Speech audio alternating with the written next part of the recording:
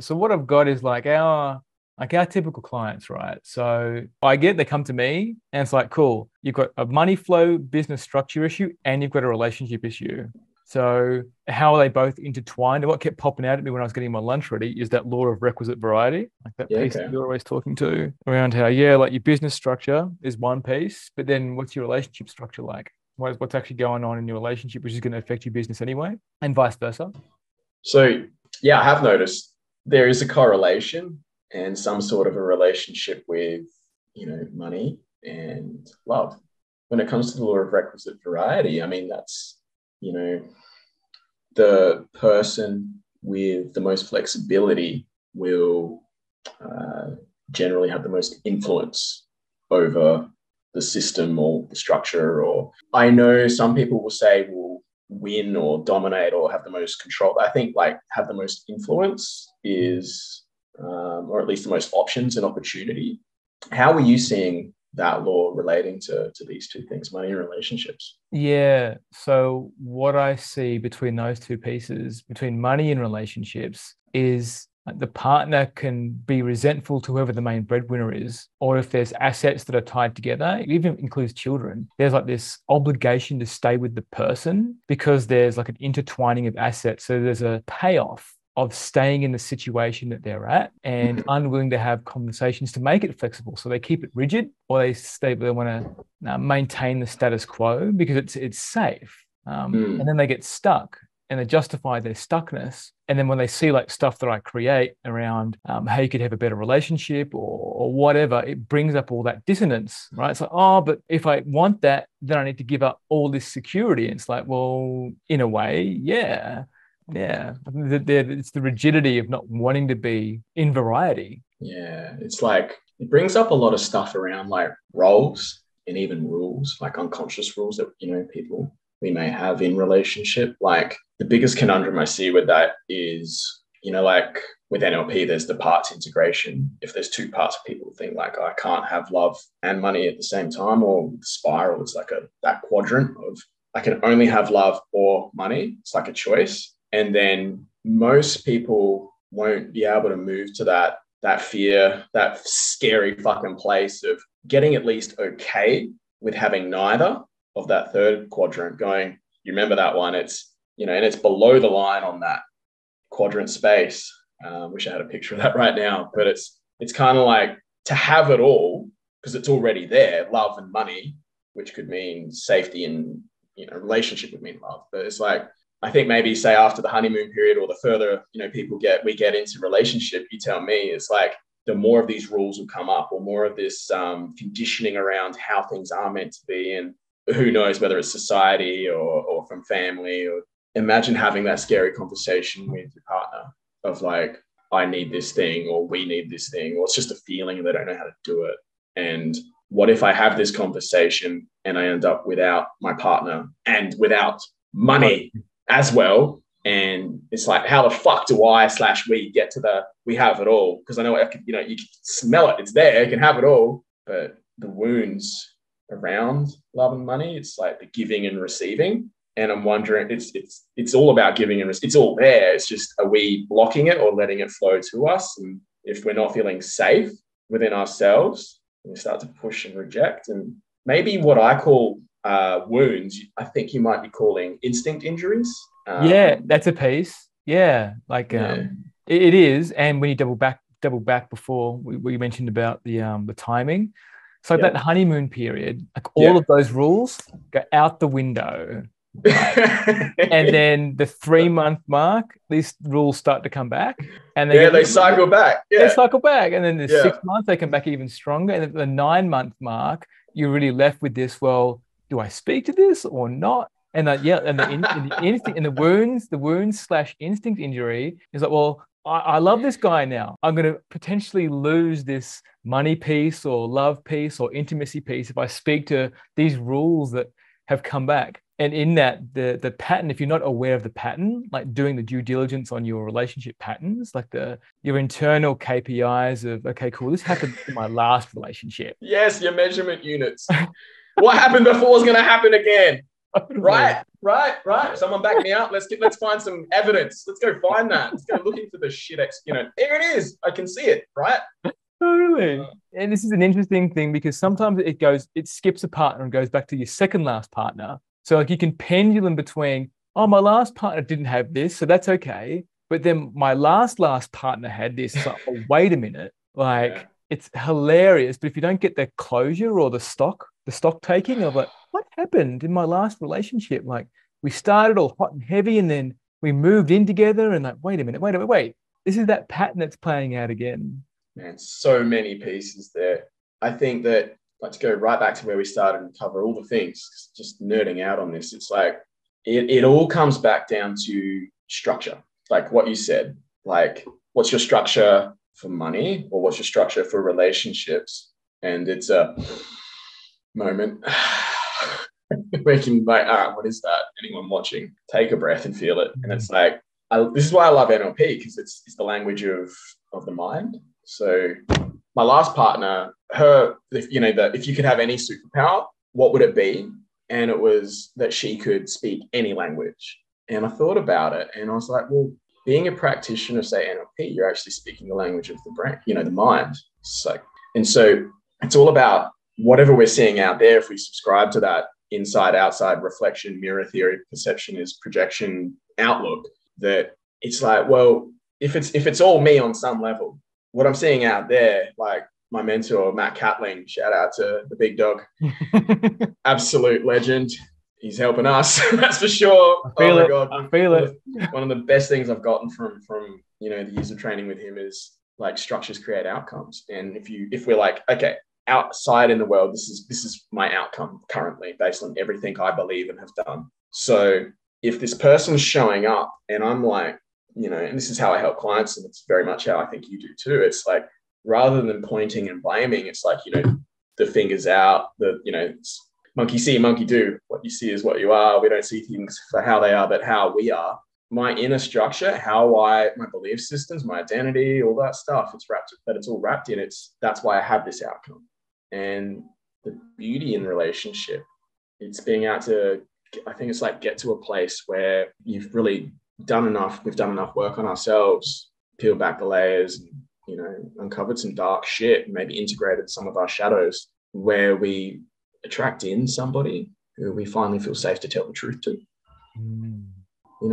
and it's scary, but I think that's like the tipping point of where after I've had enough, fuck this, I'm done, I can't even be angry anymore. I just want to be loved. I just want to feel safe. And when a person gets to that shift in the internal structure, like finally talk about self-love, it's just talking to ourselves nicely with kindness and gentleness and going, I'm done fighting, the war's over. And that's when the magic happens, I think. Yeah, I agree. When you come to that place of that inner sanctuary and you're like, okay, cool, like I don't want to fight anymore, like having all these war zone type relationships, right, where you're fighting more than you're loving, you're remaining distant, like that resentment distance that you keep, but keeping the rupture open like overnight or over a few days, like, and that there's something that needs to be repaired. That just fucking exhausts you. But then like with my partner, like Cassie, like we sort out stuff in under 24 hours. Like we're like, cool, here's an issue, let's just fucking speak to it. And like on the weekends we have a boardroom meeting where, so if there's yes, right. So if something comes up and it's not like critical, we just hold it until that meeting. And then we speak about like what worked last week and what didn't work last week, and then making the action steps after it. So like for me, what I did, chores to clean my bathroom. So I've got my own ensuite. And I'm like, yeah, cool, Cass, I'll make sure I clean my ensuite. She shares it with me when Luke is asleep. He's got his own room. Yeah. She comes into my ensuite so she doesn't wake him. I was like, yeah, Cass, I'll make sure I clean my ensuite like every Sunday. And like, I wake up in the morning, if I'm not in my structure, in my business structure, or if I'm scattered, then I start working on my business and not taking care of my chores first. And it's like, fuck, it's too late in the day now. I don't want to do my chores. So I'm like, yeah, cool. Yep, Cass, I said I was going to do it and I didn't. Yep, I'm out of integrity, fall on that sword. I'm going to restore that integrity tomorrow. I'm going to make sure I prioritize cleaning my bathroom first thing in the morning. Like And by cleaning it, it's like I cut my beard in there. It's like a proper You make a mess. I make a mess, like a dude's bathroom, right? You know.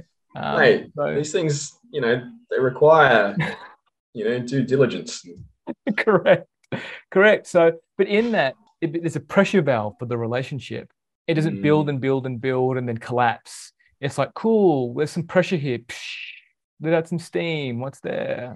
Yeah, I think it's just to get to the point where with a relationship where it's almost like two people that we come to, same with my partner. It comes to a point where it's like there's a certain line where it doesn't get crossed. There's no war. Like there can be a disagreement or a conflict which gets confronted with love. And like a boardroom meeting is, I mean, because you can't imagine addressing every little thing as it comes. You know what I mean? Like I've been there, done that. I've been there too. Yeah. And I'm here now, and I'm over here. I'm over here now. Okay, I'm not there. I'm over here now, right? Because fuck that, right? But then, because we can switch. If there's been a really hectic where it's like everything was addressed and going to addressing nothing, but then coming to the point where it's like, what's our process or our structure? What's our personal internal structure to be able to like, how do I deal with this trigger? I know this is trigger. Something's come up externally, which is making this feel there. How do I feel that? So I love, and I bet you do this too. I know you do. It's like, because you don't address everything as it happens, I mean, you have your own process as well to reflect first rather than just be messy. Totally. Yeah. Reflection's a huge piece because I'm like, is that me? Is it her? Like, what is this? Is it a pattern? Like, how have I contributed to this situation? Like a classic example yesterday, Cassie didn't start her day great, and then she didn't process it and brought it all into the relationship for the rest of the day. And I'm like, there's something that's off. Like, what's off? And then it just so happened that our power went out, and I stayed home. We just had a conversation outside of our normal boardroom meetings. Like, Cassie, what's going on? Like, what's really up there for you? And she had an experience earlier in the day that she didn't know how to be with. And it's flowed through into every other one of our interactions throughout the day. And I'm like, okay, cool, let's just talk about it. And then once she shared it, I was like, oh my God, all my energy's back. Like, cool, I get it now. I understand how all of this other stuff played out throughout the day. Cool. I apologize for my reactions to all of her reactions. And then we just made up, right? We went to bed super cruisy, and it was like, and then wake up the next morning, like this morning. And like she comes into my bedroom, bringing Luca in. We cuddle for a bit, we laugh and play with baby, and then just go about our day. It's beautiful. I think like we have this, this thing that the human condition, where once we get out of war zone sort of relationships, and I guess it's good to sort of name what that is. What I mean there as well, where it's like, we could just label it as abusive or toxic, but that doesn't really help anybody. It's like, what's a war zone? It's like, emotional dumping, or where there's no self-responsibility or reflection, but there's no structure around, hey, this is how we handle conflict. How do we mediate things or navigate disagreements, daily or the weekend, or even like some of the things we've talked about. It's like keeping a list, like from 6 months prior. It's like, well, you did this when we first met, and then this happened here, and now this means you're the person that I was dating 2 people ago. Like, that's not a way to live. I mean, it's a choice, but it always brings us back to having to learn that lesson that maybe we're safe, and I'm sure there's always more to learn on that, go deeper. That's been my experience. That how about I'm getting everything I want. I've got everything I want. I have everything I need, and sometimes, when we're growing really fast and we have a partner that, does the work as well, because it doesn't work if 2 people don't do the work. It's going to be very hard. It's like, what if everything's okay? What if you're just growing fast, nothing's wrong, and it's all good? What if, one of my favorite questions is, when something happens, there's the delay now. It's like, all right, trigger here. And it's like, what if this wasn't an issue? How is this actually helping me? Yes. And it might not come straight away, but being able to have that. Do you have that? Yeah, no, I hear it's the awareness around that somatic response, right? So you go, something happens, someone says something, or an event happens that you weren't expecting. It's usually something that's unexpected, right? Yeah, they're the good ones. Yeah, the great ones. Ooh, left field. What the fuck? I had everything sorted. Yeah. My life is nice and orderly and controlled. And then I'll feel that bodily response of, oh, that's off. And then breath, usually breath, sigh, some kind of something. All right, what is this a thing? Is this actually a thing? Do I need to make it a thing? And Mm. then I apply that template of the thing to a timeline of the relationship. Has this happened before? And and do I need to speak to it now? It's like, okay, cool. When I didn't speak to this last time, it actually escalated into this thing over here. So what have I got to lose? Like, let's just have a conversation. Like, did you mean that when you said that? So, oh no, I didn't actually. Cool. It's actually safe. Or I don't even need to have the conversation, and I internally sort it out. And Mm. then if if either Cassie initiates it or I'll initiate, saying, "Hey, that thing that I did before, like I was just in an odd place, and I worked out what it was, and I don't expect it happening to happen again, or it could happen again, and I've got my eye on it. I know what this is. I know Mm. what this reaction is to like an example would be like when Cassie mentions something how she doesn't like if I'm with Luca and I just let him cry, Mm. right? And so Cassie goes activates her mother mode, and it's like, no, you got to pick him up, you got to cuddle him, you got to start do all the things. I'm like, Cass, like he's just crying. Like let me be with him while he's crying. Like he's just eaten, his nappy's good. I've gassed him. Like there's no logical sense what's wrong with him. He's just crying, and I'm just going to be with him while he cries.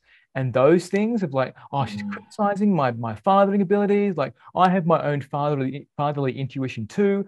I could either go down that argumentative path or just be like, hey, look, I can see that you care about him. Like either you love him, it's activating something in your body that you need to. He's in distress, and you need to come and get him, or put him on the boob again, or whatever it is. Just let him cry it out. I've got it. I've got this.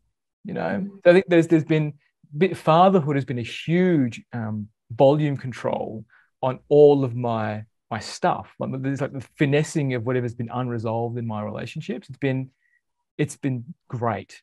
It's been really. Mm. Well, I mean, to bring that back to how that sort of relates to the money side of things, I mean, obviously having a new family, I've got a few kids across the country. I can't have any more. Anyone who's wondering, I've had, Dude, like miracles happen. miracles happen. I'd love to have more. It's surgically not on the menu anymore though. even Logistically, even still, miracles can happen. fuck, Fuck you, John. fuck you, John. You're not my real dad. Yeah, I mean, God, I think the bigger goals we set, the deeper more shit comes up, the wounds fire, and Yeah. quite often it's the same. It's usually the same ones, but then the further we go in achieving our goals, whether it's like make more money, grow the business, have a family, get healthier, all of those things, whatever it is, then we start to move maybe past the childhood wound, like the mum and dad stuff, and then there's more, it could be a friend or something a bit later in life. Brother or yeah, teenage years. Yeah, Yeah. and I think it's like the relationships that we have, that we can use them as a resource to mirror back to us the parts of ourselves that we have lost, rejected, or abandoned. And so, it's not uncommon for someone to come to me with an issue, like, oh, this partner or friend or is a social or work situation. It's made me angry or sad, or I'm feeling like I'm not enough. And, we go back and do some process work on it and come back and look at it and take it back to the childhood roots and get it out of the body. And it's like, it's just getting ourselves back. Yeah. Yeah. Remembering who we are. Totally, Richie. Like at that piece, I think the relationships really do mirror who we are right now and who we were. Like our partners can reflect to us like those disembodied parts of ourselves where it's like, oh, he's so outspoken and confident, and I'm not, and I'm receiving that as being assertive and abusive, right?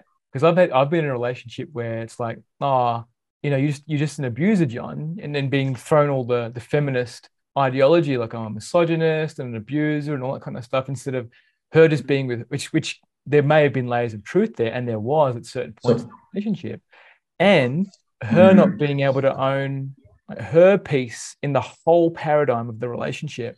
Yeah. Well, that's when it's important to notice for people who really are going like a deep dive on self-reflection and healing, going, can you pick up the social cues in the relationship faster rather than 3 to 6 or 10 years later when you're like, fuck, I'm in this actually abusive relationship. And both people have become that. Yeah. But I think it's what I was saying is it's not uncommon to work on this stuff and heal, say, you know, that anger or that abuse, and look at the person and go, okay, there's the mirror. If, you know, if they're showing me the angry part, maybe, and it's upsetting me and making me angry, or maybe it's making me feel unworthy or whatever it is, and going, well, maybe it's a conversation like, hey, don't swear at me. I need peaceful communication. Yeah. And which could become a boundary, which if the other person needs it could actually, do you need that as well? And then suddenly it's an agreement for the relationship, and that can bring the relationship together. That's an option. Or if, you know, grow together or grow apart and go, well, that's my boundary and that's my standard. That's who I am, realizing, thank you for showing me where I can look after myself more.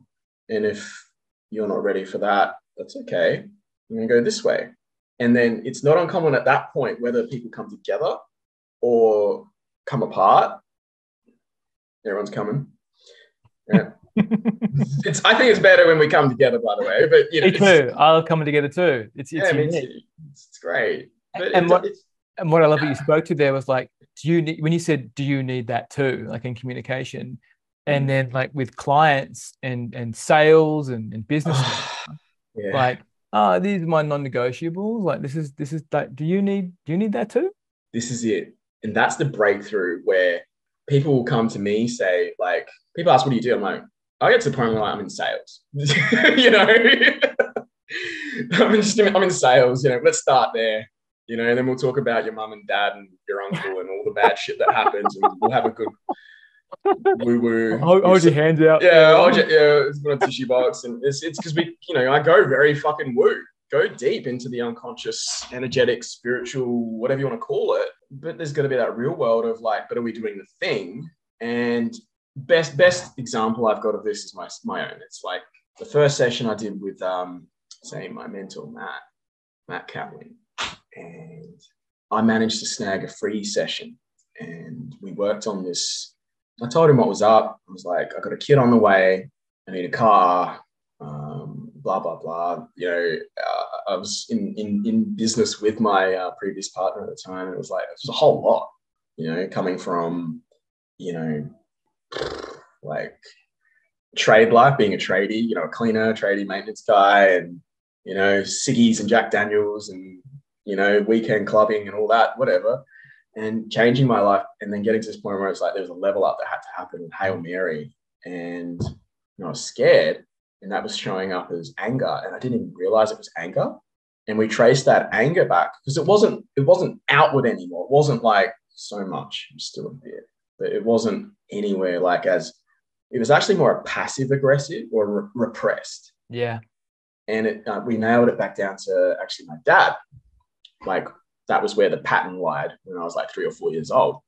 I stepped on a frog and he was like, idiot, you know, something like that, you know, like you know, and there's many other things, but it was just like, oh, so you want to make more money, but you're angry and you're projecting this outward on your relationship when this is actually about in a reach around. This is why I call it the reach around in a, you know, mindset reach around kind of way about you having not resolved things with your dad.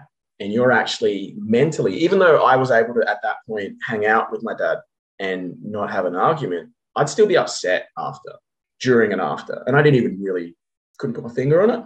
So when we shifted that, we released that, I went and made like 103 grand and that's not the best part, like in about 2 months, I reckon it was a few years ago, you know, and that was in contracts that were collected from just healing that repressed anger and the relationship with my dad. And the integration work was to go and hang out with my dad and move some boxes and chill out. We ate a hot dog and, you know, he helped me buy a car. Like it opened me up to receive something that I could never receive normally. And he could give something that he couldn't normally give, which changed my whole fucking outlook. And then because my outlook and energy changed, my relationship did at the time improve. And all my other ones did. When we brought on like 4 new team members, made all this like 200, like at least 200 grand, 200 something grand that year. And it just started flowing, you know, and I was able to work with my mentor ongoing. And it was like just that one emotion. Yeah. Mad shout out to Matt. Because bro, like who knows where you would be without that guidance, right? And that coaching. I feel it, bro. I look at him as he's like the chairman of my business. If you know what I mean. Like you know, he's there, the background director. I love that you spoke to the mechanics in NLP there, where it's you taper it back to cool, like it's cyclical, like time is like that cyclical, like it's always happening. And then what I hear from my take is the internal family system is always running, it's always going. Like my dad, my sisters, my mom, like, what is it? What's the template or the patterning that I've learned that ties in with anger or rage or fear or anxiety or whatever it is, stopping me from taking the integrative step, right? Because we also mentioned integrative step, because what I see is like you can go through all of this, like all this inner work journey stuff, like, oh, your shadow, all of this stuff. If you don't do the integration step, like take the action, it's just like playing like tiddlywinks or chess with yourself. It's like you're not actually doing making. Yeah, it's just this. It's mental masturbation. Total masturbation. Or actual masturbation. There's a lot of people that practice, you know, all of those, you know, practices. You know, sunshine on the, you know, like, you know, and they all have a function. Yeah, they do, hoping that one day, like this moment when this sunlight lights their bum cheeks, then the clients are going to come. That's it. Yeah, it's like, no, it's not. That's not it. You're missing the 3D component. That we are actually in a human bodysuit and we have to do things like go to work, pay the bills. Yeah. You know, so that's when people will come to me and they're like, wow, you're the guy who's apparently can pull the rabbit out of the hat. And I'm like, cool, we'll do 1 or 2 mindset sessions and maybe. And I'm like, but are you, you know, if say they come, I'm in sales, what's your, how many reach outs you done this month? And they'll be like, you know, hey, when was the last time that you tracked your income dot? You know, your income for the day, week, month. What are your KPIs? And sometimes it's just, that's the other side of it. It's take the emotion completely out of it, because the relationships, and this is a huge one for me. And it's why I think I attract in clients that I help with this. It's stop getting to help people, you know, entrepreneurs, business owners, coaches, they spend probably more than 2/3 of their lives in just distraction and recovery from the distraction. Yeah, pause. So that's big. You know? Can you say that again? Yeah, I got this from one of my first mentors, Kerwin Ray. It was like, I don't know the percentage or whatever, but I'm just like, from my experience, I noticed it and I was like, that's what we're doing. We're spending over 2/3 of our life in distraction and recovery. That's when people are like, oh, my business isn't working. I'm going to have to get a job. I might lose my family. I'm getting sick and burnt out. I'm feeling suicidal. I deal with that, you know, every week with people. And it's going, hey, like, everything's okay. You're just not feeling safe. And the one thing that would help, other than releasing these emotions and doing the work, because it is important, is about do the thing. The one thing. And just, it could be one, look, man, at the end of the day, we can't get money without providing a service. We can't provide a service that's an exchange of value. We can't get to that point of sale and helping another human if we don't build a relationship and have a conversation, which means everything's relationships money-wise. It's transactional, it's giving and receiving. And this is sort of where my mission's moving to now. It's what if every coach and healer and practitioner, John, just took their relationships and energy and mindset to a whole new level of, you know, personal self-responsibility. And I'm looking at being the best example of this I can be too, because, you know, that's all I can really do. It's what if we just got obsessed with sales in the same way where I'm obsessed, say, with NLP or with lifting weights and nutrition or relationships and communication. It's like, what if we just realize that that's the piece, the component between having everything you want and where we're at, like tangibly. Like, what if sales was a fucking modality? You know what I mean? Dude. Because we're I nerds. We're feel that. geeks. We Oh, love I love learning. it. Yeah. Like, dude, like, yes. Because like, when you start a new relationship, it's not like, cool, I want to fuck you straight away, right? It's like, cool, let's just start with a little bit of conversation. Even like same-sex relationships, just like mates. It's like, cool, we're just having a conversation. Let's go get a coffee. It doesn't mean I'm going to take you back to my place and throw you under the covers. It's like, no, like we're just having a conversation here. Like, I just want to get to know you. Like, and if I get that excited or the conversation goes to a place where, hey, I've either got a friend that can do that if you're actually interested in solving that, or work with me. Like, dude, like how much money have you got, or whatever it Yeah. is. Like, let's have a conversation about designing something. Let's segue this into a professional conversation. We can still be friends, but I can really take you to a place if you choose to invest in yourself. Otherwise, it's just the flighty high level stuff where you don't get the real the secret sauce of getting to where it is that you want to go. Because there's also a piece of me where it's like I want to help everybody, right? And then I overgive. Like the classic thing, like when you called me up on like how many DMs have you sent? And I'm like, way too many. So I'm like, Yeah. oh, this plugging this leak of like all these conversations that I need to have. I'm like, fuck. Yeah. So it's like it's overgiving. It's just another form of like a codependency. It's like becoming codependent with my marketing base, right? My client base. So where's my boundaries? Where do I finish? Having that cool, only do a set number of reach outs a day, set number of and make sure I close them. So in a conversation like my boardroom meeting, it comes to a closure, right? Cool, Cassie. Is there anything else you want to talk about? Or are we done? Because I feel complete. Cool, complete, great. Next thing. Yes. Fuck yeah. I think, oh, John, just there's just so much here to speak to. Like after the previous relationship that I had and meeting my new partner, we got, how do I say this? I reckon, we had a conversation like transparency up front. And it was, well, what's your current situation? What are you available for? What are we available for? What are we here for? Up front, like I'd known her for a few years, but we weren't really close. But when we properly connected, just being able to, and then that's why I think I'd done enough work on myself to be like, I'm not going to run. I'm going to be upfront, and if it's not what I want up front, I'm clear on what I want now. And if it, and bang, there it was. I met her, and it felt fun, it felt free, it felt connected, and it was like, here's our current, situation.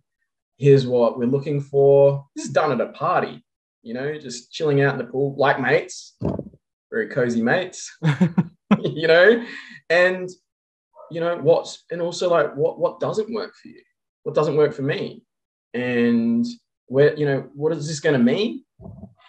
And after, after, where's this going? Oh, man, getting all choked up because it was just like otherworldly in terms of peaceful and just on the table.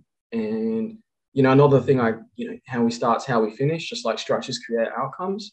So at any point where there's been any difficulty to navigate, I've gone back to, well, we're up front and we're open, and it avoids keeping lists, weapons of mass destruction or creating exhausting. There's still work to do, obviously, but Totally. I mean, this is just a paradigm, a complete shift to like what you're speaking to, say with what you have as well. And it's so fucking great and refreshing to find like a relationship. I know you're so much more than this, bro, but I'm in sales, you're a relationship coach. It's like to find a relationship coach who's actually done the work and has the great relationship, far out. And I think because the business is a reflection of our relationships and ourselves. So I go, there's ourselves, our relationships, and our business. And it's all sort of in that sort of outward flow that if that's how we're talking to ourselves, I'm being honest with myself. It's like, I want this. I don't want this in a relationship. This is negotiable. This is non-negotiable. And what would the other person want? And how do I want to feel? How do they want to feel? And then you can go out and date or hunt or whatever it is you want to do. like look for your partner or partners, whatever it is. And it's exactly the same as sales. Exactly the same. It's Like exactly the same. when you're speaking to it, then I'm like, cool, that's the same thing as like a package, right? You know how you package all your products. It's like, cool, this is how I appear. These are all my products. Do you like it? Do you not? If you don't like that, I've got the starter pack. This is my cancellation policy. If you want to pull out early, this is what you get. The exit strategy. Exit strategy. I mean, unless there's, massive nuclear red flags, we'll pull out softly and slowly. Totally. We can leave with love. That's another thing for the list of, Yes. that was a big agreement for my new relationship. Like, hey, like these are all the things. If it doesn't work out, what's up? How, whether it's in a day, a month, a year, how do we leave this? Because it's just like no one's trapped. Yeah. At any point, we can, mwah, ciao, love you. It's good. Not going to be a problem. And that's like probably what takes the pressure off when there isn't something that's prickly or uncomfortable or heavy going, no, that's not going to happen. Like we know I can leave. Like knowing that you can leave. Totally. Yeah. And I love that, like, because someone may have started a relationship and not have all this structure, right? Yeah. And same thing in business. You may have started a business and you haven't got all the structure. You can double back and have all the conversations. Like you can double back and have conversations with your existing clients. You can double back and have conversations with your partner. It's like, hey, I know we didn't really have our boundaries set up in the beginning, but this is what I'd actually like. Like, and we can have a conversation on what is our exit strategy? Like, what would happen? Like, and where are the boundaries around physical intimacy and emotional intimacy? Like, where we can go back and have those conversations. It opens up a whole new landscape of structure that you can move into, right? And like the analogy that you gave me was like having the minds, right? Having the pillars in the minds. It's the same thing in a relationship, right? Where you go, cool, that conversation, if it's agreed upon, structure. Yeah. And building rather than to be able to put it in place at the beginning as much as possible, like a business partnership, like what's our roles, what's our agreements, like what's good, what's not boundaries, what's our outs, what's our kinks, they're great things because they're important. It's like, what do we like? What do we love? What are we really here for? What do we value? And where do those cross over? And what are our rules around our values so we can get our needs met? And if you like this, like if you like presents, but I like, having a good conversation, but we both love sex or cuddles, we can work with that. And it's like, even when things get hard, because we've communicated in all of this, it's like, well, you know what, even if things are difficult, I'm going to still buy you a present and, you're still going to, hold my hand while we have this difficult conversation, maybe.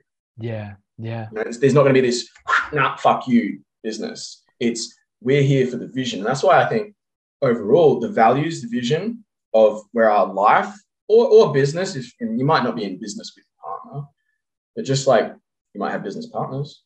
Yeah. Visions, they overcome the emotion. Yeah. Richie, yes. Like with Cass and I, one of the first things we did was create our own vision boards each and then have a joint vision board for each other. Like that's one, it's so hot, bro. She's actually hot. redoing her vision board now because she's in this transitional stage where it's like, well, do I want to be stay-at-home mom or do I want to like do something? Do I want to have something on the side for me? And for her right now, she's in this space of she's not done really something for herself, like in business wise or independence wise. So she's at this point where, and she had this session with Mara, and this came up in her session, and it was like, oh, what do I want opportunity. Like I do want the freedom of doing my own thing and I want to be a stay-at-home mum. And so there was this new vision board time. We've already done a vision and you're allowed to make new visions, right? So this old part of her is dying and this new part's about to be reborn. And I'm super excited for this, whatever it is. It's like, yeah, Kath, because in our relationship, we've built in that flexibility to adapt your identity to what it is that you want to do. So like, I'm not terrified if she wants to change something because I'm like, yeah, cool. We've built in the flexibility. Same thing in business, right? You build in the flexibility. There's a big one there. And it's that when you realize that you're a star in your own movie of life, think about it. Stars require space.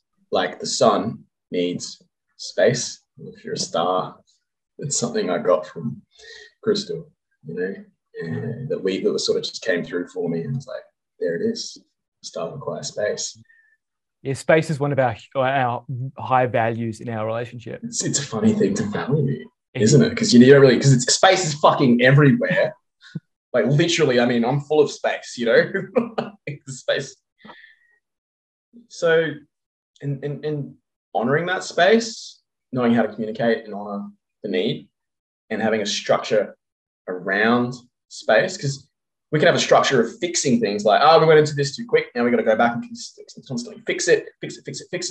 But that's living, you know, at the effect end of things. Too late. It's exhausting. It's not exhilarating. You know? Plug. Plug.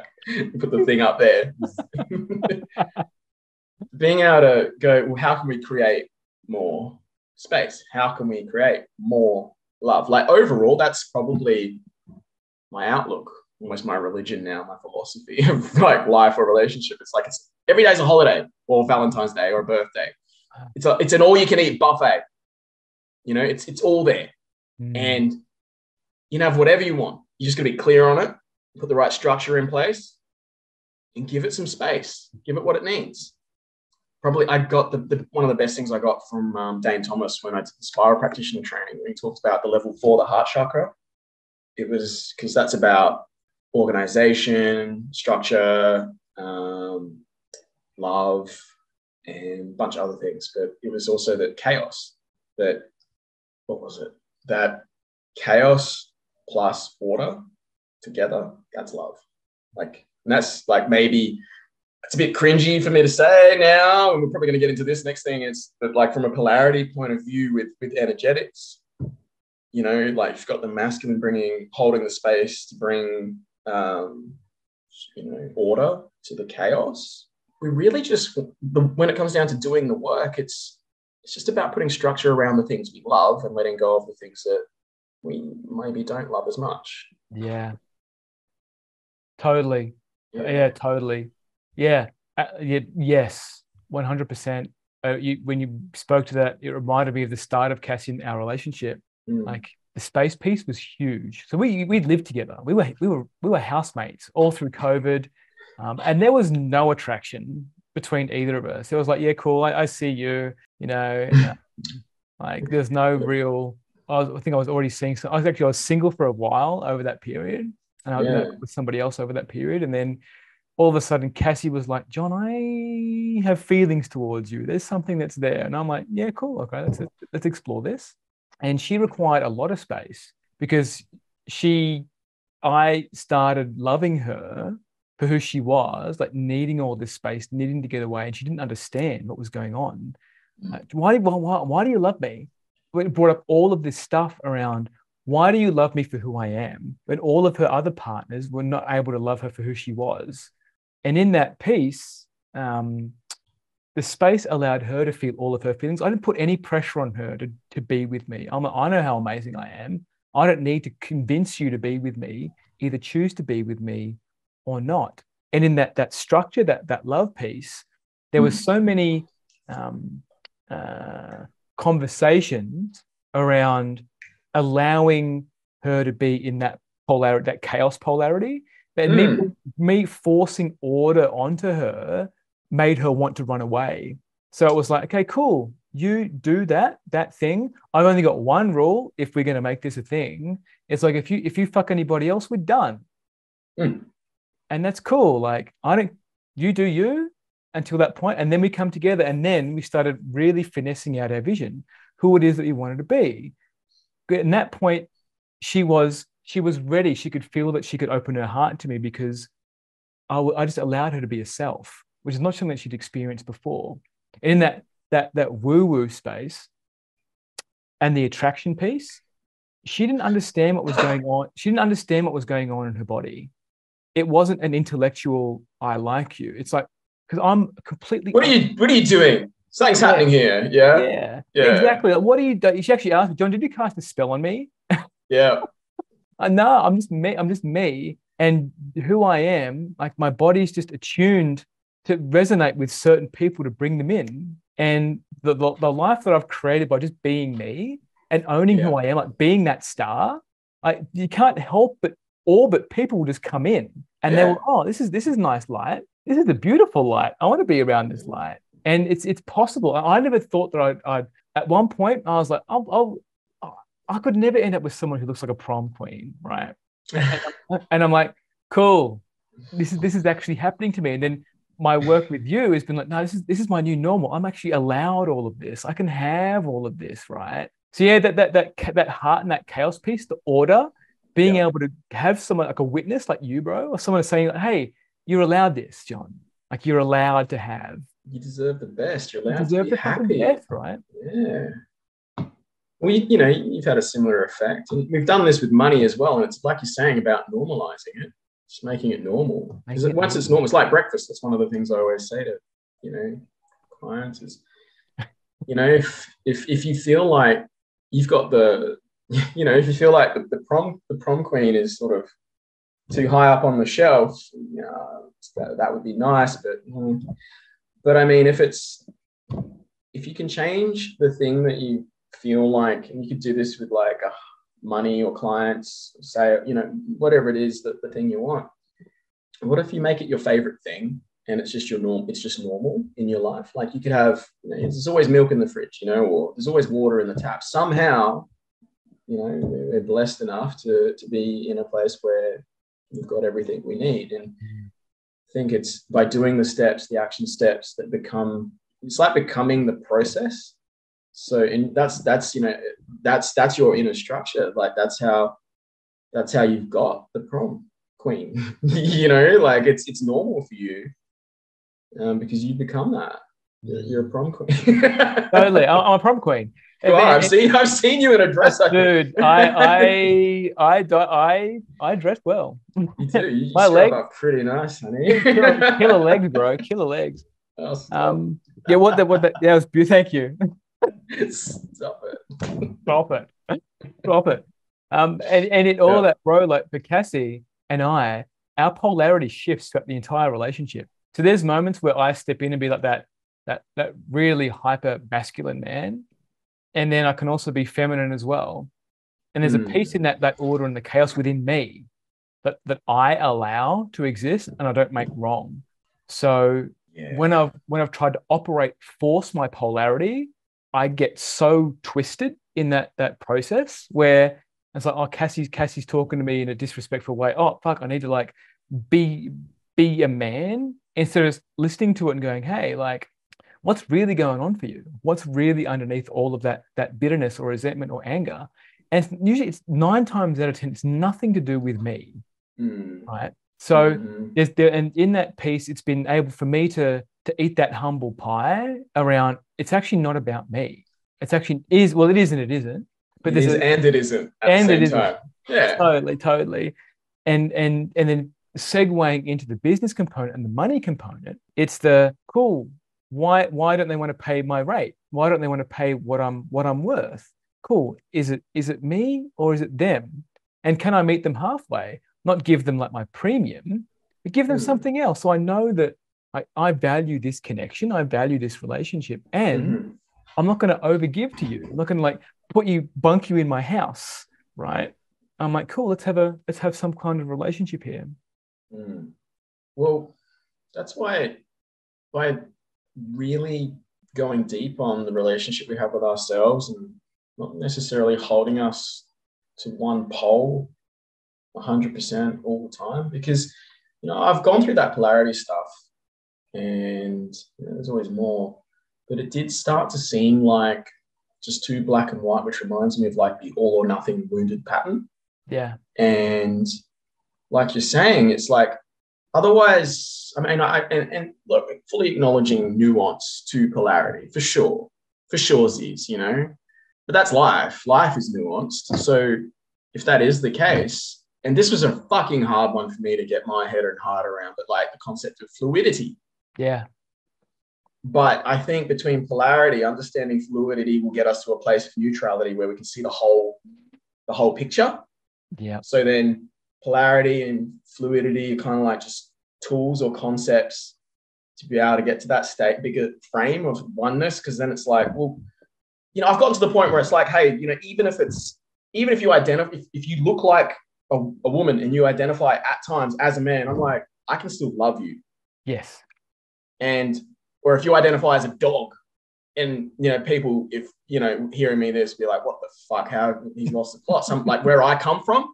Totally. That's the whole point. It's like, I get it. I'm really treading on some things I didn't think I was going to, but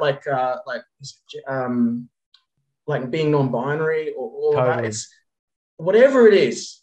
The way I like to see things, is it helping us create more of what we want or less? Is it dividing us or is it connecting us?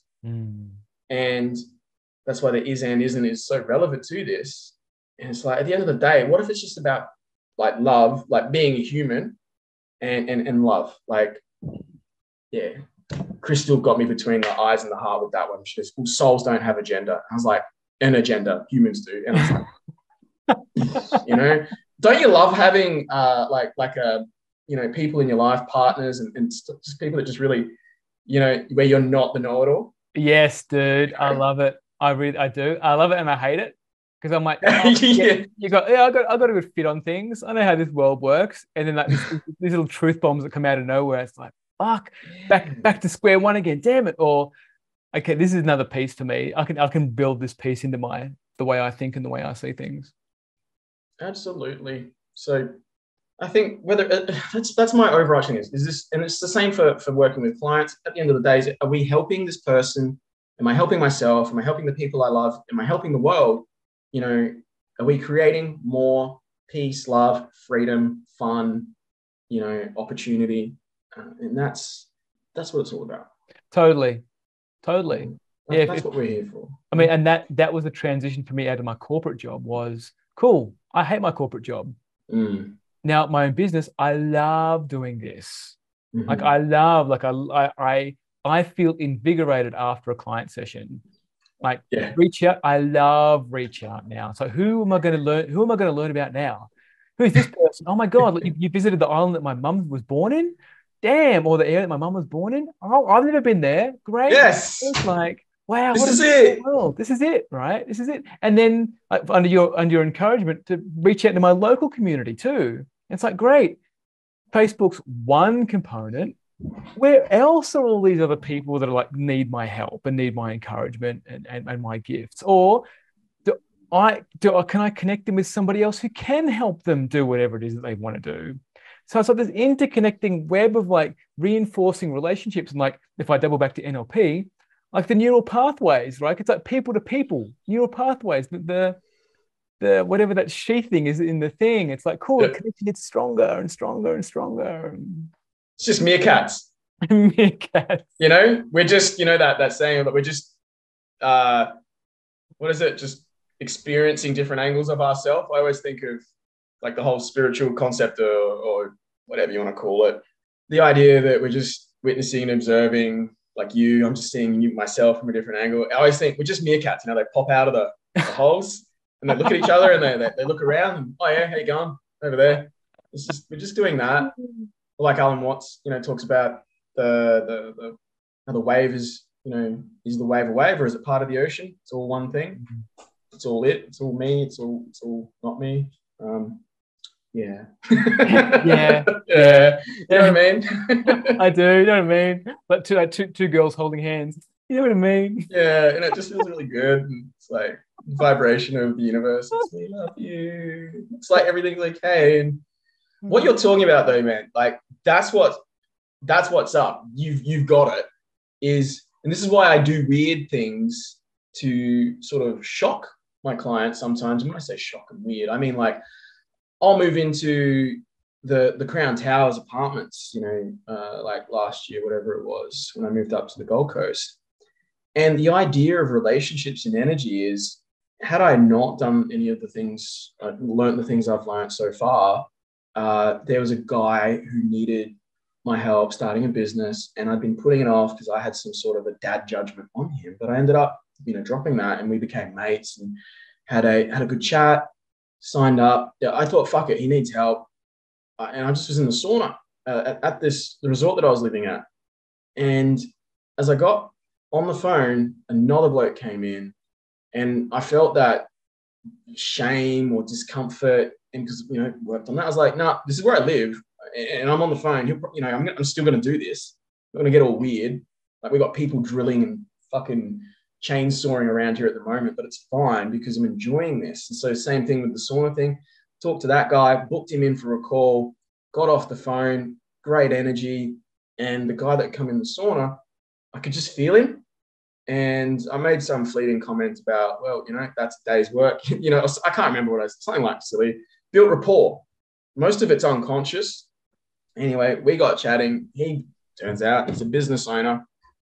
Took him out for a coffee. The next day, when he went back to New South Wales, we did a strategy call, signed him up, helped him double his leads and sales, full plan for the year, in just a couple of months. And because I was interested.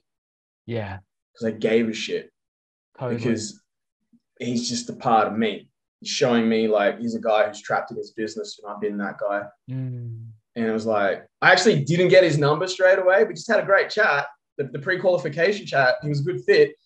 And then I was like, is this actually I mean, it's what normally happens. Building relationships. It's probably cooked out from the sauna and just excuse all my, I'm a human with wounds, And then I got to my hotel room, my house, my apartment, and I just cried in the shower. I was like, fuck, I didn't get his number. I let him down. I let myself down. I'm letting everyone down. And I was like, no, I screamed his name a bit. It's like funny movie. And I was like, I'm going to find him. I went back down and I looked everywhere, and eventually, and I found him, and I got his, I was like, hey man, like, you remember me from before? Got his number. And it's like, people come to me, coaches especially, and they go, I'm stuck. I don't know what to do. And I'm like, what are you doing? And it's generally just a whole lot of feeling like shit because, all this stuff's in the way. And I get it. And you get it too, Totally. And you could stay in your shit forever, right? And then you go get a job, go back and get like a paid job to stay in that shit as well, instead of actually doing the hard thing. Like in your example there, like to cross over to the dating world, like it's like not getting that girl's number, right? Like, yes. Now I'm getting that girl's number. I'm going to go get it. I'm getting it. Like, she's going to help her. I can help her. But and also in that, bro, like you're getting unconsciously competent with sales. It's like, okay, cool. Someone just stepped into the sauna in the spa. I'm like, cool, I can feel him. Cool. Here's all those feelings. You've done the work to be present to your body. You're not going to like be like a victim to your shame. And then like, cool, okay, this conversation's wrapping up. Great. This relationship's about to start. I'm going to pop that rapport. Great, cool. There's conversation. Yeah, great. And then knowing that it can lead into that sales piece because you've got the structure there to fall back on. Yeah, right? It's like, oh yeah, cool. These are all like those abilities that I have. It's like being the MacGyver of the sales world. It's like, yeah, I've got the Swiss Army knife of like skills and tools. I'm not pushing myself onto him. I'm inviting him into a conversation, right? So it's easy. It's fluid. It is. It ebbs and it flows. It's the left and the right. That's the thing that, and you touched on like people charging what they're worth. It's in the process. It's in the sales process. Because it's how you start. It's the start of the coaching process, like of any business, but especially with coaching and healers and practitioners. It's once you've got the guts and the internal wiring, the neuroplasticity, some reps and sets around, this is how I market myself in person or online. And it doesn't, like, seriously, one of my favorite things to do is to help people get clients without helping them with their marketing when they come and want the help with the marketing. I'm like, no, just go talk to someone. Give me 20 names, go talk to them. They screw it up and they want to quit. And then we say, let's build a process. What's your current one? And it gets them there quicker. It feels like shit. But I mean, it's just like, sex or dating. How many books can you read before you have to go do it? and you still suck.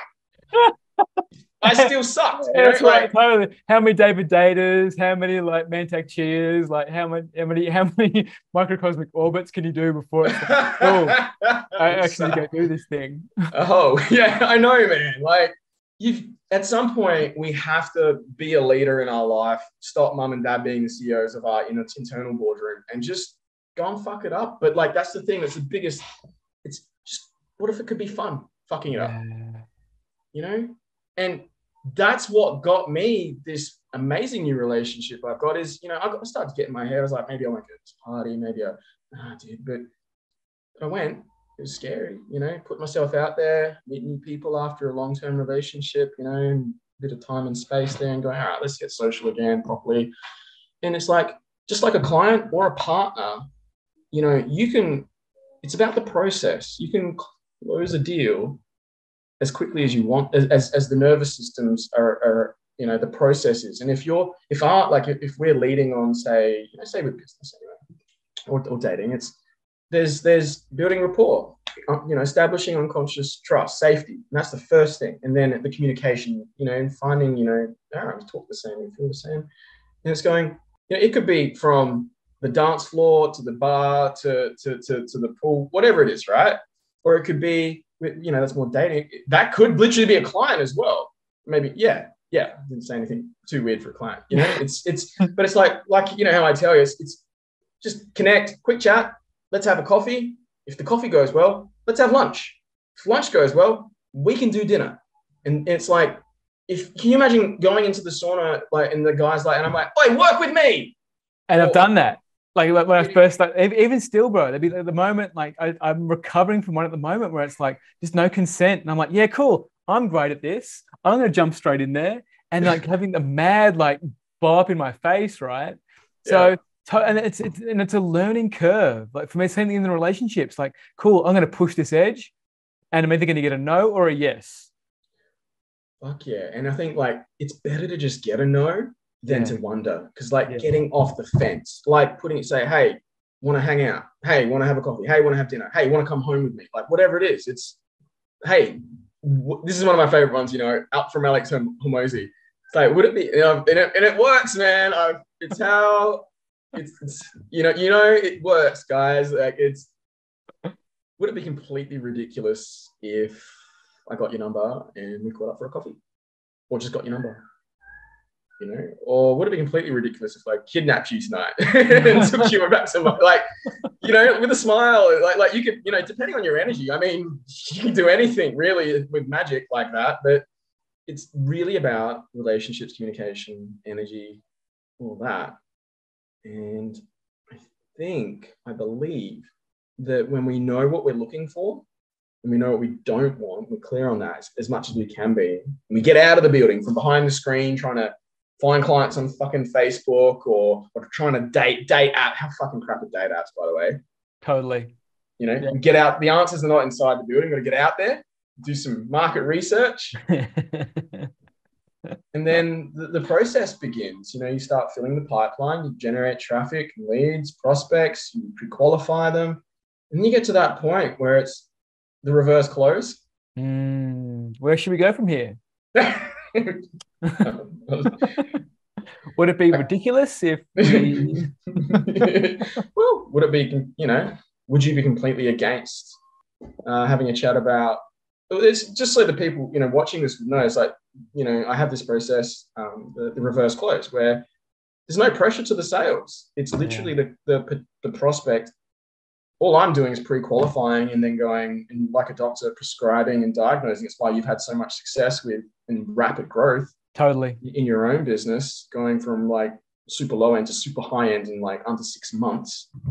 Well done.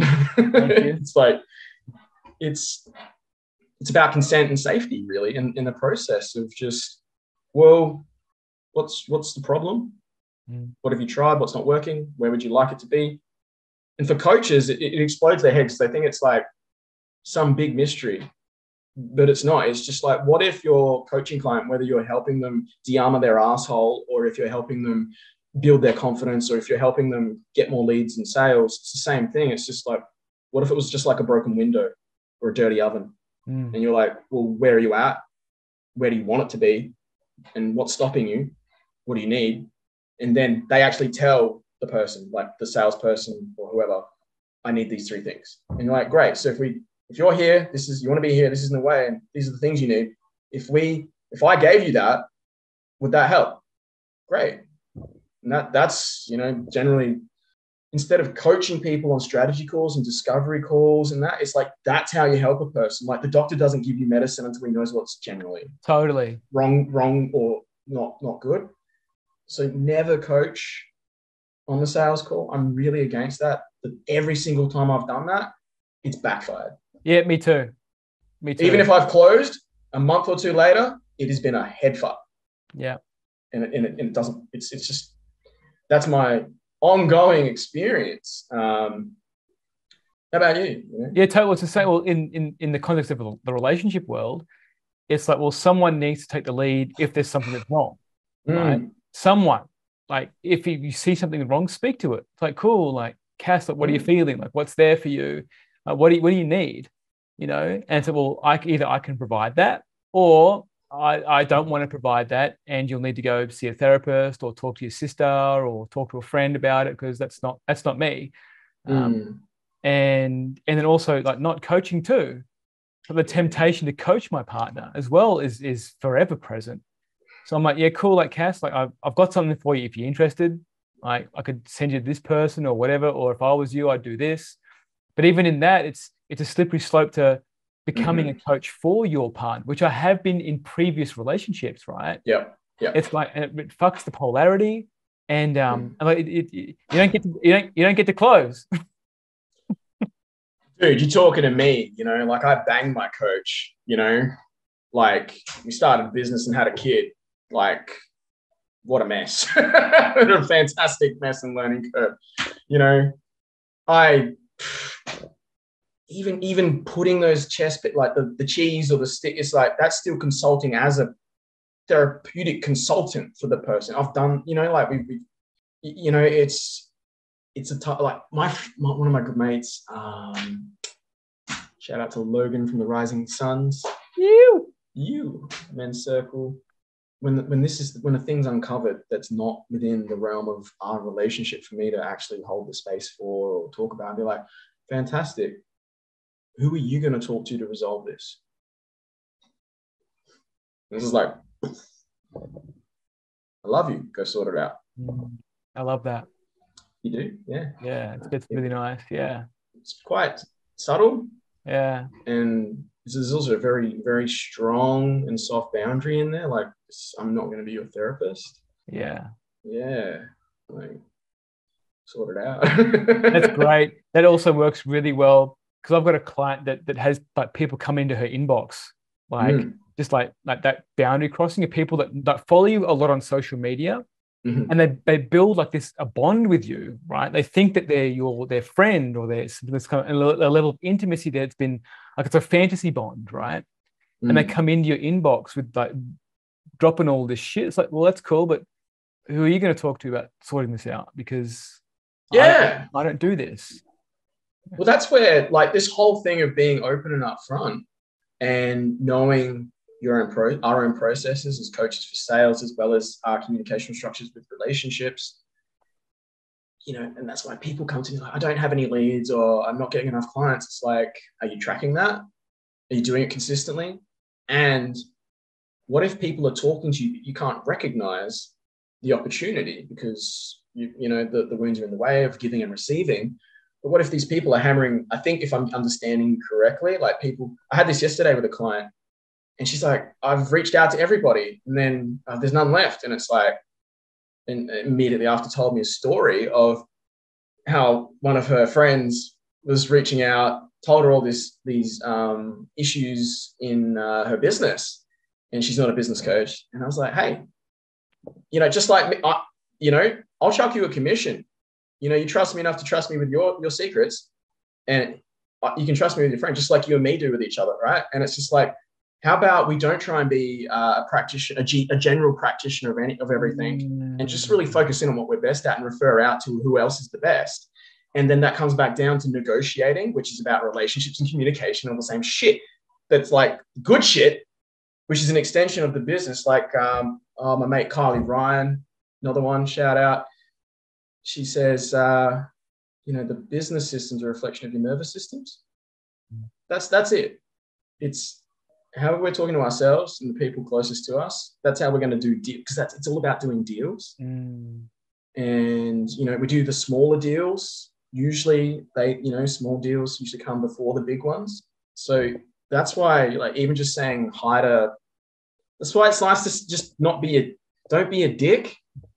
Like, what you put out there is what comes back. Even if I'm having a shitty day, it could be hard, but it's still like, hey, do something nice for someone, even if it's just like, hey, have a good day. Sometimes it could just be not being an absolute shunt, like Totally. But some days it's just, especially when we're growing fast and going through a lot of stuff, like moving house, COVID, children, whatever it is. And how about even if your partner's being, whatever, still give them a foot massage. Totally, bro. It might be the last fucking thing you want to do. Make him a sandwich. Sorry, guys. Like, you know what I mean? Here goes all the rage, But it's just like, but why would you hold the universe or the person you love hostage to get the love that you want, which you can give yourself? Because you can't not get it without giving it. Dude, that's the piece. Yeah. And that's the thing with the thing with polarity and all these fucking roles and stuff. It's like, that stuff's in the way of love. If you're still not getting love and these roles and rules and beliefs of whatever it is, and you're still not giving and receiving the love that is there, it's not fucking working. Totally. Bro, I love you spoke to that, man. Like, that's like mic drop, boom, mic pick up. Like, or like the human design and gene keys and all that short those systems, bro. It's like, yeah, cool. If you're still doing it and you're not finding love, is by force applying this structure onto your life really working for you? And take that step back and go, cool, yeah, all right, you're a manifestor, a generator, like your fifth line Pluto in Uranus with your Mercury or whatever it is. Like, yeah, all those things, great. And who do you really want to be at the core? Like, what is it working for you? Yes, no. If it's not working, get some help, Otherwise, it's like you're not getting the love you want. And there's a good chance if you're not getting the love that you want, you're not getting the money that you want. So what's not working here? You've applied something to your life that's actually not yours to apply. You've heard it from somewhere. You thought it was a cheap, easy application of this rule set to your life. Is it really working for you? Like, seriously? Because if it's not, like, why would you spend any more time investing any energy in it? Like, find something that works for you. It's usually that's another relationship with someone who's got the skills to take you into those places. and I'm out of water. Water in, water out. You said something really interesting there. In all of that was, and in that it was like, if you're not getting, and it's like, that's the thing. It's, what if this is not even that? That's another thing. It's, what if, like, it's just a place to give? Like, if I get on a sales call and I'm like, say, even with yourself, when we did our first deal, and I was like, I don't even know if I want to work with this guy, I'm going to, you're like, I don't know if I want to work with you. I don't know if I want to work with you, but we still stuck at it because we had the same outlook. And, you're well aware that I'm a coach who takes money for services, and so are you. And but going there and being like, but put that aside, what can I give you? What can I, not even you, it's, we have established rapport and relationship. Now let's build this relationship. And to build this relationship, what does the relationship need? And it's for me to show up at my core as a supporter and a coach, whatever it is that I help you with these things. I'm going to give these skills to the relationship. You can go and get, utilize that, and you're going to put things in here. And it's like, we're just filling this thing up, helping each other. And, the more we fill that up, if there's ever anything, the more trust is then put in there in the bank. And it's just like, when we're trying to change the person and get things from the relationship, that's when it's getting bled dry and the pressure builds. Totally.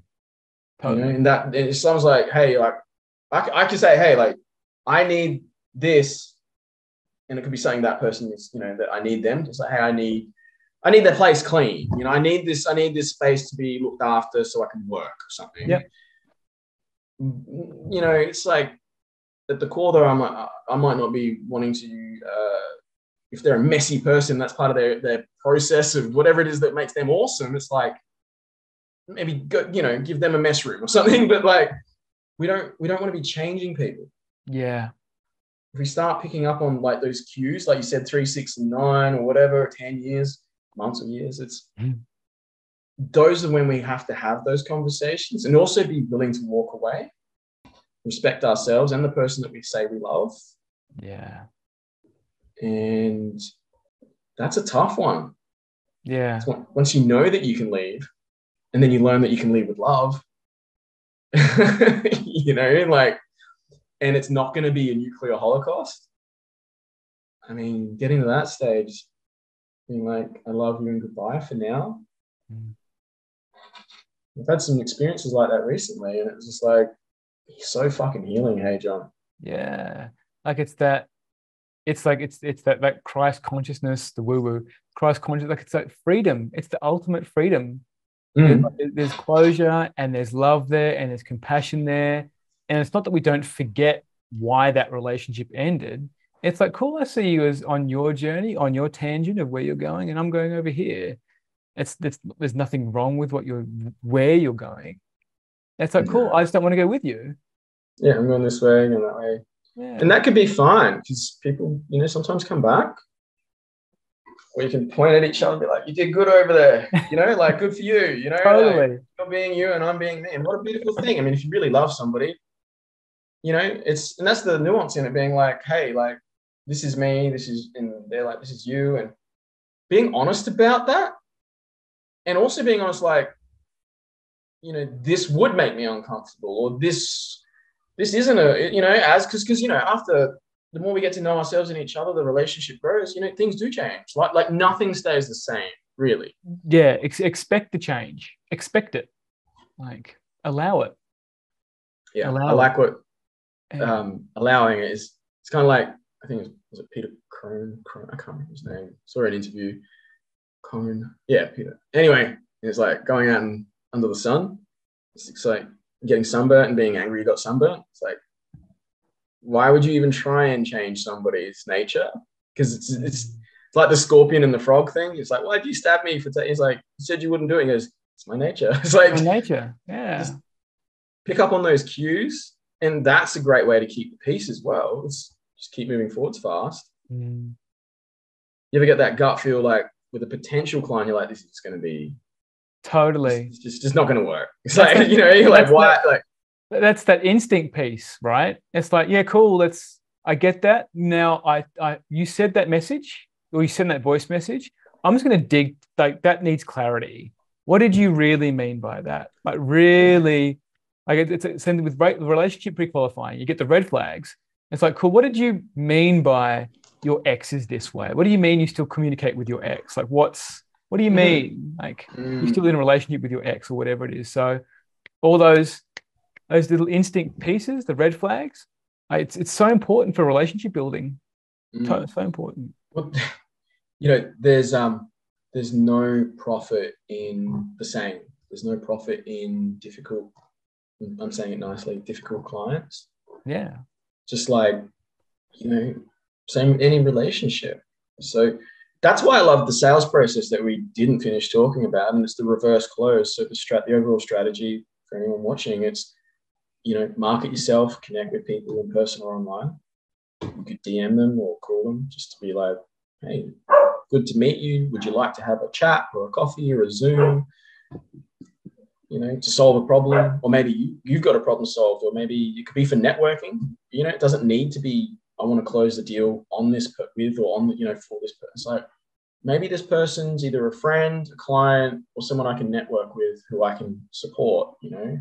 Kings and queens can, do that with other kings and queens. And then outside of that, rambling, catch up, have a quick chat, pre-qualify, and sell the free session, which is, planning, strategy. It's a sales call, but I love getting on there going, here's the unhidden agenda. Totally. Got that. I think Taki may have said that, another mentor to me, Taki Moore, legend. I think I might have borrowed that from him. Can't remember. The unhidden agenda is potent. I think, like, I know for me, like, when I first started working with you, it's like, oh, this guy's going to want money from me at some point. He's going to want, like, he's a coach. Of course, the money conversation is going to give me the money. give me the money, right? And then that freak money, if you haven't got a good relationship with money, it freaks you out, right? Yeah. So it's like, yeah, cool. I'm just going to tell you that either one of us is going to end up in bed together, right? So there's the same thing. I've got an unhidden agenda. Like, at some point, I want to get into your pants. I want you to either reveal your pocket, like what you've got money wise, like what's your budget, like what's there. Yeah. Because I am someone, like, I charge. I've got bodily needs in the relationship context, or I've got financial needs in the business context. So it's like, if I just speak to it, it's like, yeah, I'm not gonna flash you my rates straight up. Like, they're going to come, but I need to make sure that you see the value in what I'm actually providing you. Otherwise, it's like walking into a club with all your jewelry on and all you're smelling great, and you get home and you're actually a horse in a man suit. You know, it's like it's like what are you really doing? Yeah. The wig comes off and everything comes out, and it's on the I identify as a horse right now.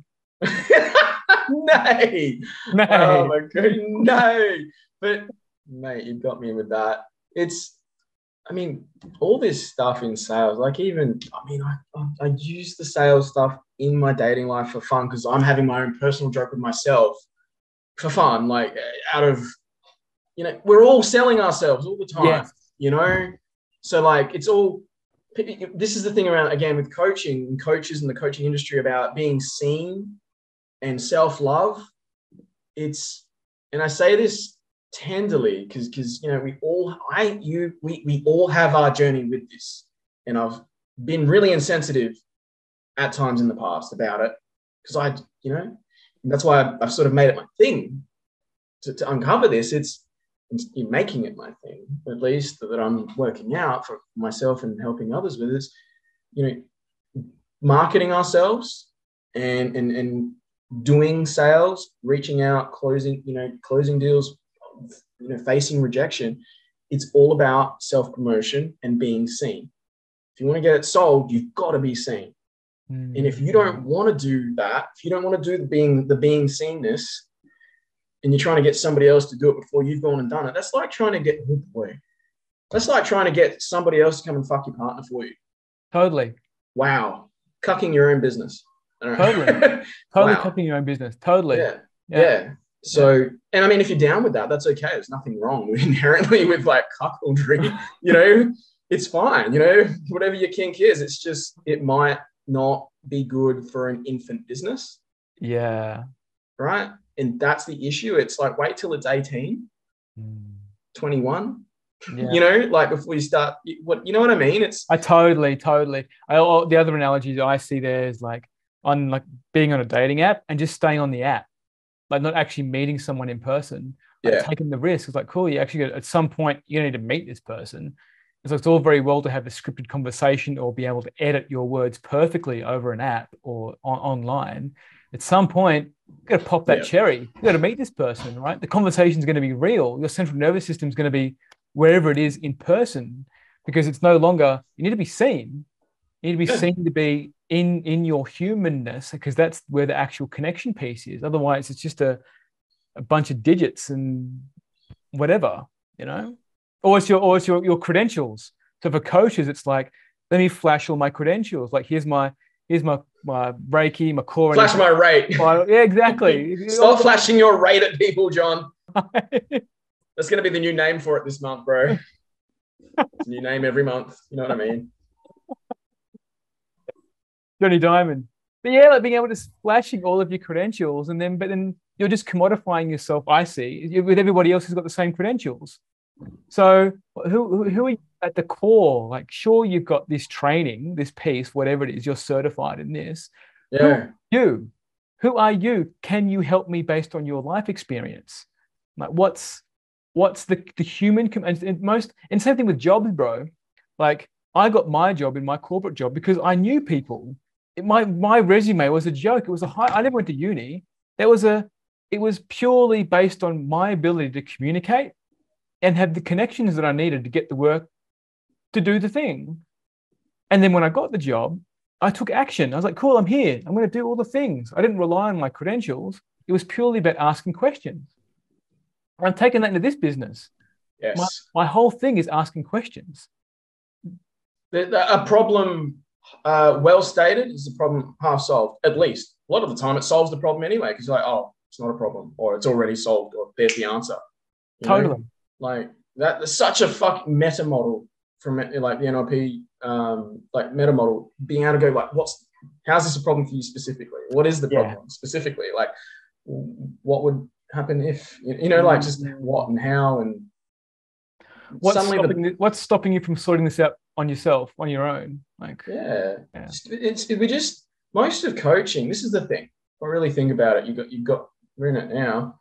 It's, if people are afraid of being seen and they're like thinking of cucking their infant business, then the thing is that people that say, like, I'm really good at what I do, and sure, there's always, I'm an amazing coach and an amazing healer, amazing trainer or whatever. It's like, yes and no at the same time, that if you can't hold the space safe enough to get a person from prospect to client through the sales process, there's something that you're scared of. There's something that you're rejecting in yourself. There's something that you abandoned and haven't brought back home for you yet. And that's why these clients aren't closing, and you're getting triggered or feeling like shit and want to get a job, or just questioning the whole game, right? And I get it. That's what I'm here for. That's what you're here for as well, for people with relationships. It's the same thing, I think. It is, yeah. Like, if you can hold the space, like I've had conversations with people that have been locked in boots, raped, violence, and just horrible shit. Yeah. And they'll bring that up on a sales call as well as the coaching. And the sales call is not actually a hard sell. It's a planning session. If you want to work with me after that, we can talk about it, kind of thing. And to have, to have someone drop that and then also have a money objection, and the fear that has come up, where it's like, oh, he used my shit against me. It's like, no, I understand this because I've got my own traumas and wounds, and I understand that I couldn't possibly understand yours. What I can understand is you need help. Yeah. You need fucking help, and I'm here. And whatever it takes, if you want to take the first step with me, I'll help you take the rest of them. So and that's when we get to the money negotiations. And it's like, if there really is a money problem, it's like, if you use this system, I've got proof. Yeah. I got a guy who made like 40, 50 G's, in a couple of months, 106. It's like, there's proof. Case study, bro. Case study.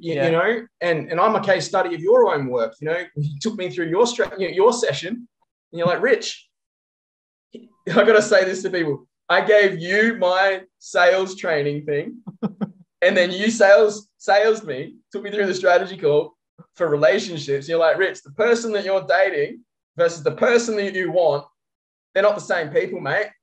And I was like, fuck, he's got me. He double got me with his own magic, his own knowledge, with my fucking framework, and it was undeniable.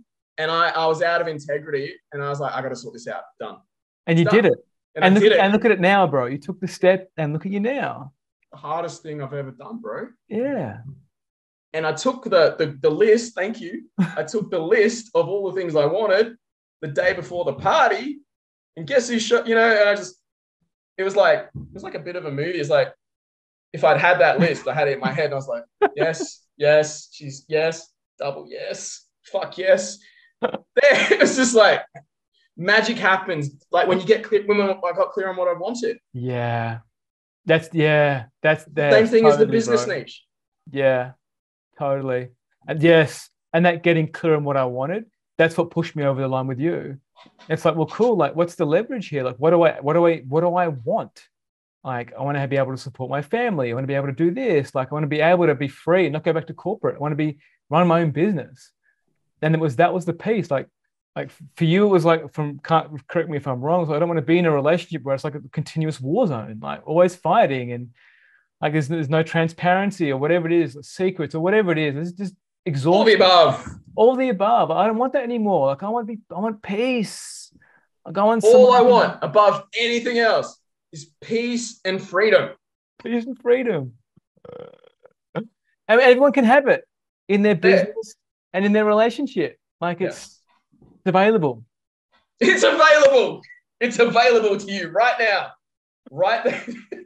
That's a Right now, personal joke pointing at the coming. screen. Yeah, it's available. It's just, are you available for this? Are we available for it? Because it's there. Yeah. It's never not there.